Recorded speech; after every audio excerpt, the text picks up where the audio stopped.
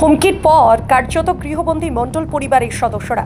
বাড়ির ছোট ছোট স্কুল কলেজের পড়ুয়ারা স্কুল কলেজে যেতে পারছে না, এমনকি টিউশনে পড়তেও যেতে পারছে না ভয়ে।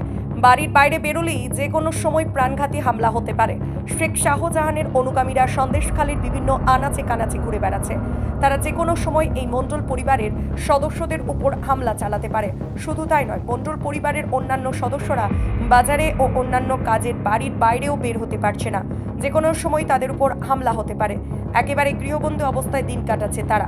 দাবি অবিলম্বে প্রশাসনের পক্ষ থেকে তাদের নিরাপত্তার ব্যবস্থা করা হোক। হুমকির পরে হুমকির পরে আমাদের বাচ্চা কাচ্চাকে পড়াশোনা টিউশনি পত্র দিতে পারছি না, বাড়ির বাইরে বেরোতেও দিচ্ছি না।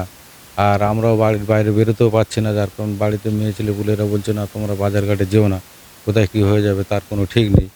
বাড়ির থেকে ছেলে মেয়েদের তো আমরা বেরোতেই দিচ্ছি না, আর ওরা কান্নাকাটি করছে যে তোমরা এরকম বাইরে ঘাটে যাচ্ছ, আমরা কোথায় কি করব। যার জন্য বাড়িতে বাচ্চা কাচ্চা টিউশনি বন্ধ করে দিয়েছি।